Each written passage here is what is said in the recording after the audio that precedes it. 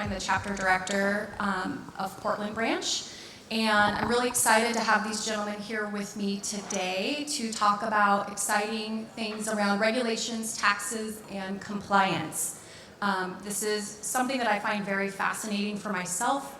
I actually came from 8 years in financial services, so this is something that I've heard for many years. So I just want to go down the line here. If you gentlemen would go ahead and introduce yourselves, that'd be great.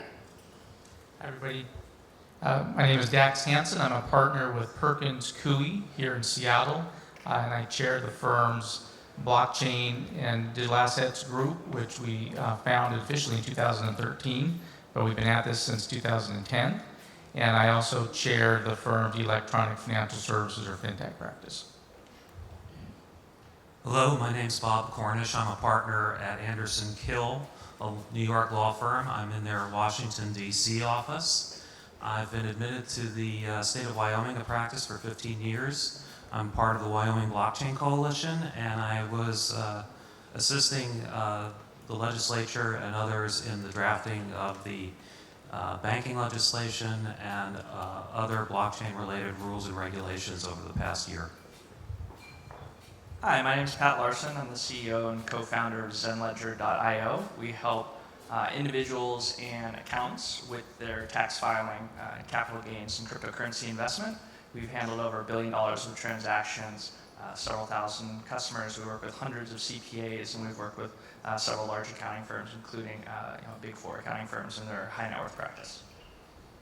Hello, everybody. My name is Antonio Alvarez. I'm the Chief Compliance Officer for CoinMe. We provide accessibility to crypto to everybody. To consumer through ATMs, kiosks, ACH, and any other types of fiat ramps in and out. As such, we are a regulated financial service company, regulated at the federal level as well as some state levels. So my role with the company is to ensure that we comply with all the different regulations and the variety of expectations on a financial services company. Awesome, thanks you guys. Well, I just thought we'd kick this conversation off this morning to talk about, what does the current landscape look like in this respect? What are some of the challenges that maybe individuals or businesses or even consumers might be facing right now? Well, Neil, I'll kick it off here. And of course, this is that's a big, broad question. Yeah. I guess what I say, first of all, I think one of the points that we were talking about as a panel earlier is that it's clear that we need to be clear to distinguish regulation of blockchain technology from certain activities and like cryptocurrencies and even things like payments or securities. That in general, I don't think there's any effort to regulate blockchain technology, but depending on the activities you're engaged in, you could trigger all sorts of compliance obligations. So if you're issuing a cryptocurrency, there's going to be financial services related laws. If you're issuing a security, or you're trying to tokenize a security, or you're going to be dealing with the secondary market for security, you're going to be dealing with the securities laws or investment company laws. And if you're just trying to figure out, like, do you have to pay taxes on a transaction, or you deal with the tax laws. So it's quite broad. Just I will say also that we're at a really interesting inflection point globally for regulation. I think brought in large part by the Libra Association project. Now, that was a topic of discussion earlier this morning. But it's caused a global conversation about things like stablecoins and monetary policy and money transmission. And we're also seeing a lot of international focus on things like anti-money laundering, where we have not just individual nations discussing things, but Financial Action Task Force, FATF, and the G7, who are looking at these things now. So there's a lot going on in the United States. I'd say we're getting more regulatory certainty all the time. Sometimes it's by enforcement, but we're getting guidance, and it's, in my opinion, it's never really ever been the Wild West. There actually is a fair amount of regulatory certainty. You just have to know where to look for it. I think there's a macro issue in terms of what happens in the United States does affect what goes on elsewhere in the world, in particular when it comes to international non-US businesses that want to come to the United States that are blockchain or crypto related, and they find that the regulations in the United States, or just the legal scheme in general, is very far, pardon the pun, foreign to them, because many of the folks in these jurisdictions are used to finding specific rules that specifically address whatever it is they're doing.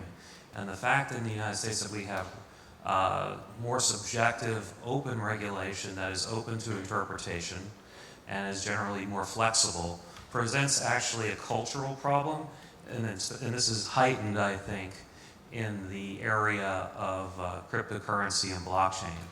But where I do think a lot of the conversation is turning, and I do agree with you on the role of the states. Very proud about what Wyoming has done. I think the fact that innovation globally is, the United States doesn't want to be left behind, and I think the conversation on regulation in the United States is shifting from a prescriptive mode to one that's more accommodating and one that would enhance and encourage job creation.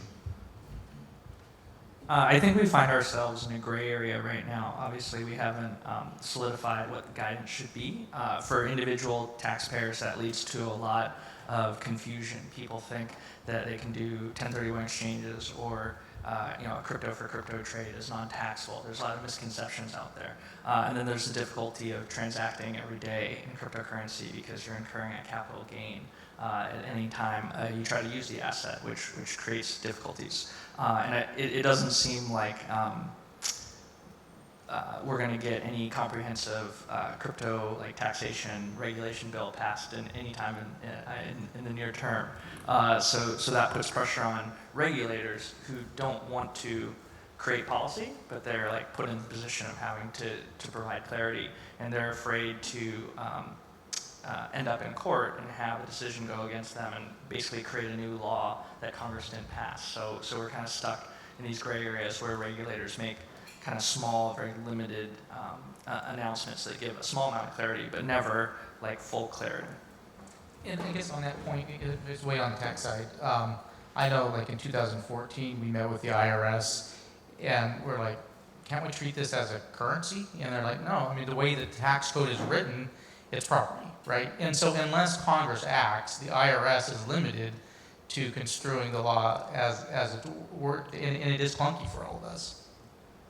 So from my perspective, I look at it from a financial services perspective. That's my world.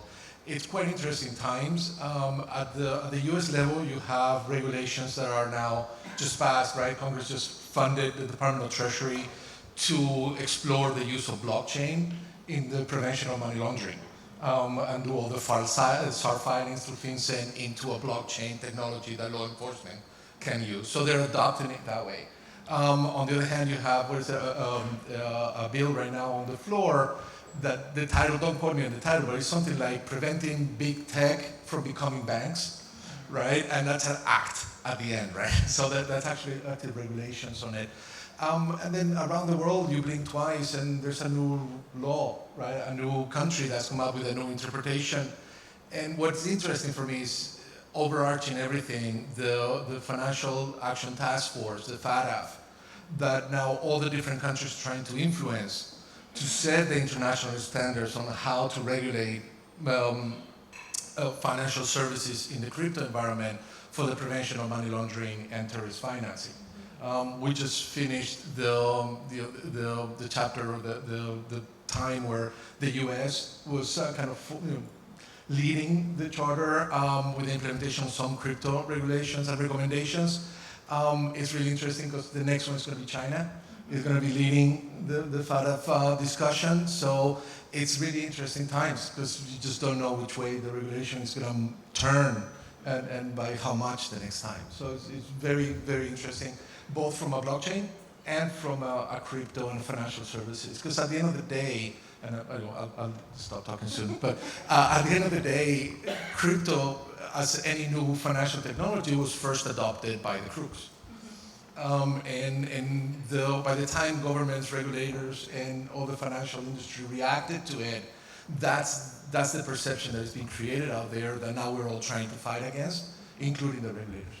Well, and maybe there's one more baseline, right? Like, we should just recognize that, like, regulators and law enforcement, they're trying to do the right thing, and they don't want anything bad to happen on their watch, and we should appreciate that.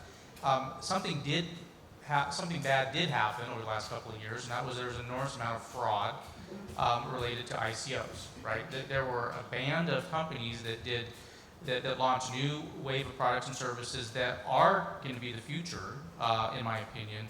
But there were a lot of wannabes that piled on, and they sold tokens that weren't backed by anything. There's a lot of fraud. So we're working that out of our system, and we shouldn't be surprised that there's some skepticism, frankly, by some regulators and some law enforcement, I think, on this point. And I think it's back to the industry, I'd say, to do your homework and to be diligent and prepare your products, go talk to regulators, give them an opportunity to help, but be responsible in how you launch products and services. Yeah, I think in the United States, and at least in the States generally, I mean, maybe except for New York, the regulators actually want to be helpful. They want to encourage your business. They want to be able to make sure that you're operating in a lawful and compliant manner. At least in Wyoming with the banking regulation that was just passed, the biggest concern with that, frankly, was soundness and safety. It wasn't anything that was, anti-blockchain or anti-crypto. All the biggest concerns of those legislators when that bill was passed in March was if one of these banks blows up, what is it that we can put in place that's going to prevent that? And if it does happen, is anybody from the state going to have to pay for it? These are just very pragmatic issues that a lot of folks are dealing with in drafting rules and regulations and trying to get these things in place.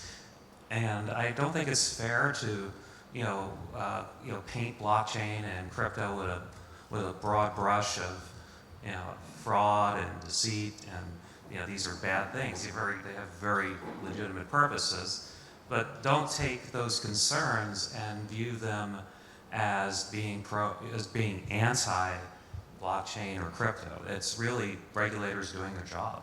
It's funny. So just to say, it's funny when I think about when credit cards first came into the market, Bank Americard in California, and the first run was consumed by fraud. Nobody paid their bill, right? But there was a belief behind it that it was going to be a good thing, that it was going to revolutionize payments. And they pushed through all the fraud and all the crimes to get it to a stable place where we are today. And we have to go through that in the crypto environment.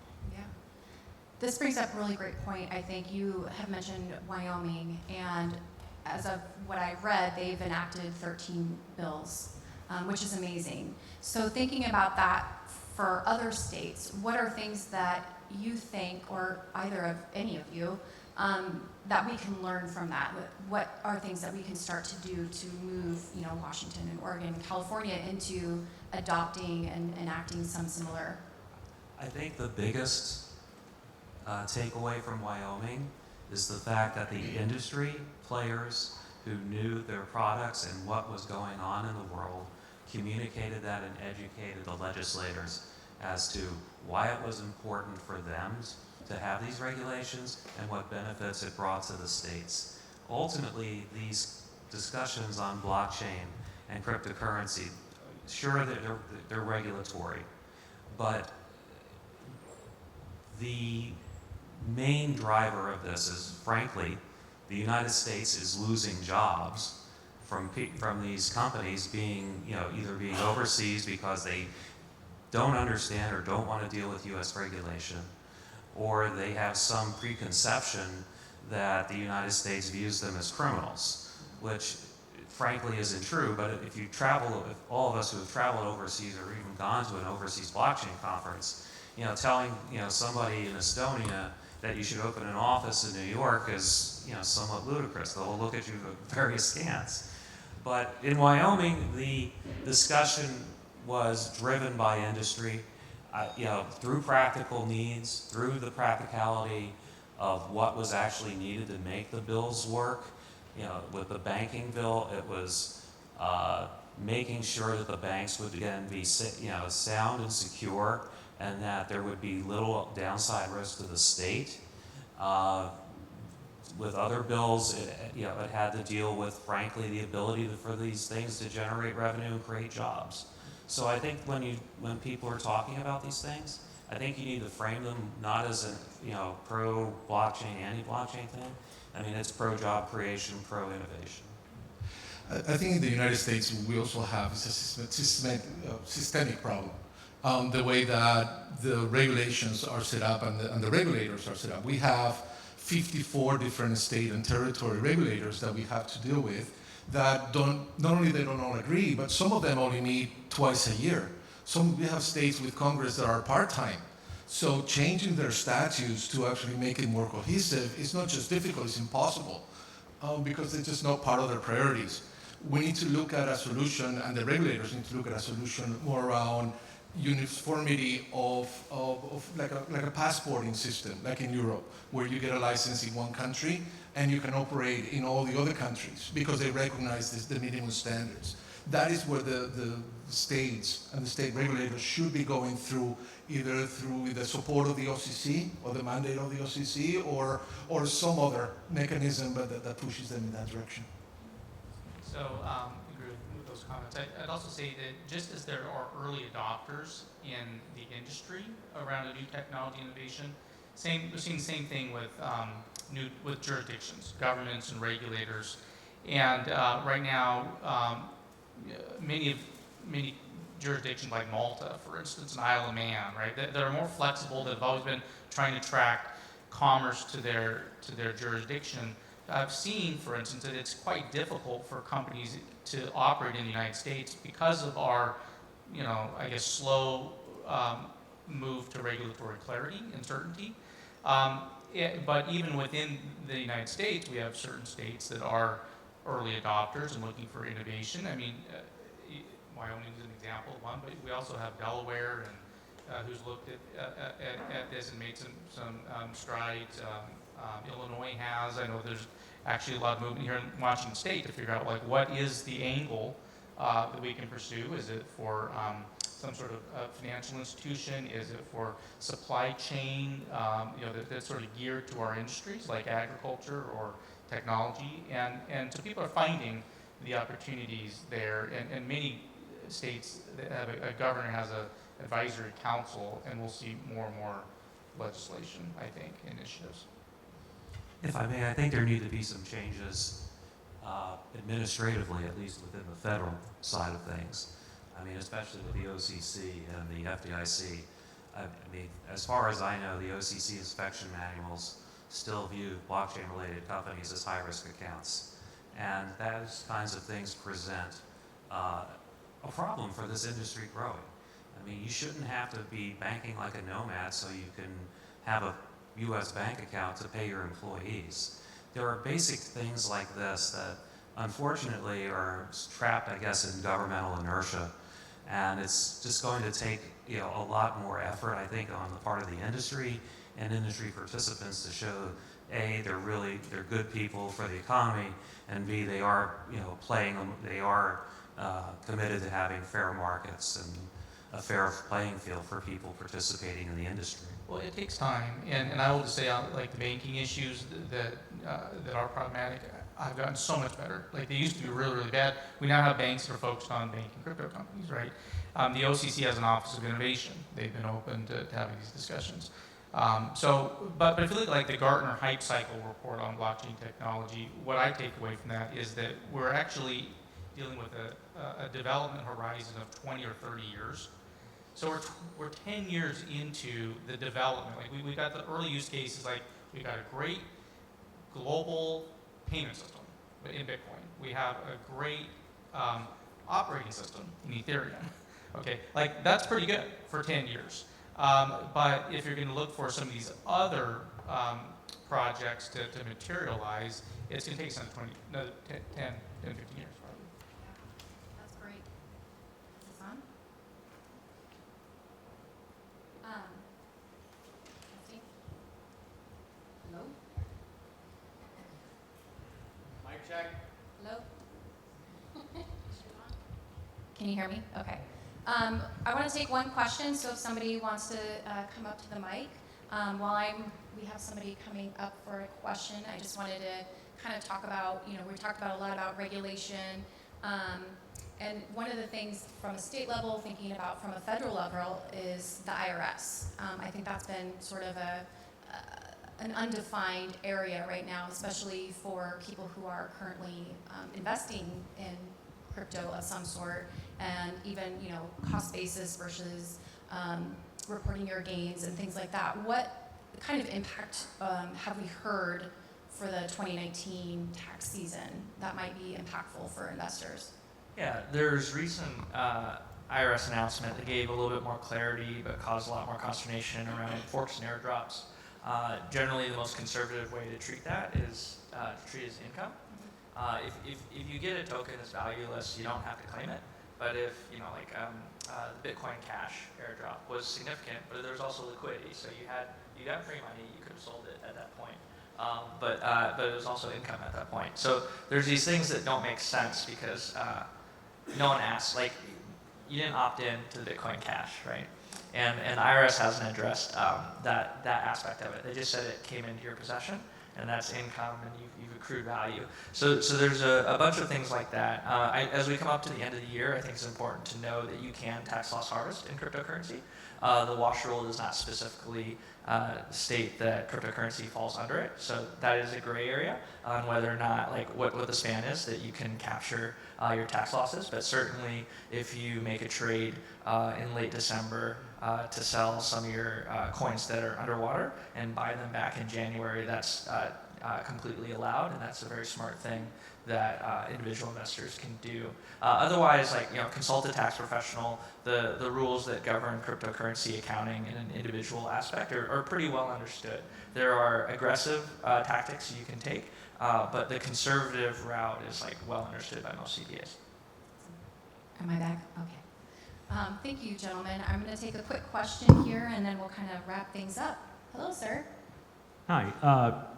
I guess in about the last year or so, there have been a couple of $1 billion worth of cryptocurrencies stolen, mostly out of hacked wallets and exchanges and so forth. And how does that play with the regulators when you guys were talking about safety and security and so forth? And how much of an impact does this ongoing theft of cryptocurrencies have on their viewpoint of cryptocurrencies' soundness as a whole?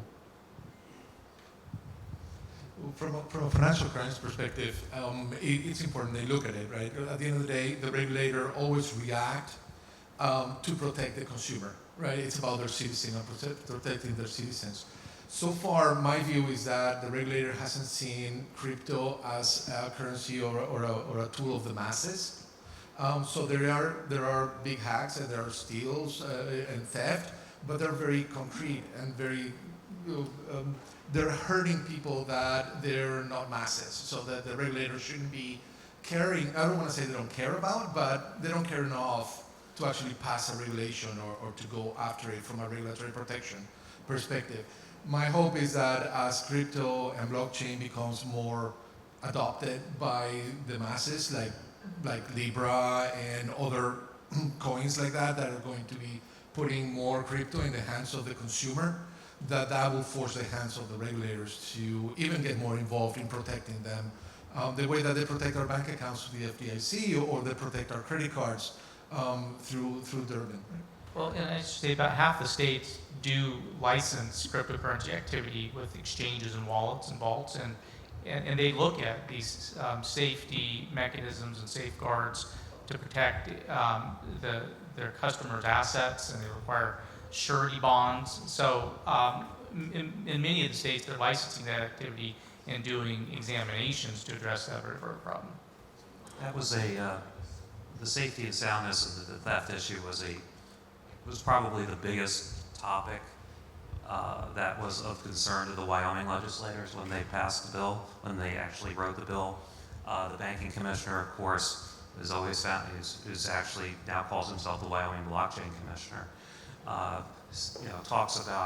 Was always talking about we don't know what we don't know, and that uncertainty in terms of what it is the state can do to prevent themselves from being on the hook from essentially paying depositors back was really the back and forth that drove a lot of the customer protections that are now in the bill. They're actually probably 1.5 times stronger than you have in the regular Wyoming trust law. There has to be blended hot and cold storage for digital assets. You have to have a surety bond. You have to have a theft bond. And the bank itself has to have a lockbox deposit that the state has first dibs on as, for purposes of liquidating or receiving the bank if it fails. So these things are real. I don't know whether you can cover all the risk. I mean, my compliance officer friend down at the end over there, I'm sure he's happy Yeah. the building isn't in flames at 5 every day, but that's a good day if it isn't. So This is awesome. Thank you, gentlemen, so much. We could definitely go on and on about this. So I encourage you at our next networking opportunity to find these gentlemen and engage in more conversation. So thank you all so much. Quick question you want to pose to them, to everybody? Someone? Somebody have a question you want to leave the audience with? Anybody? Anybody?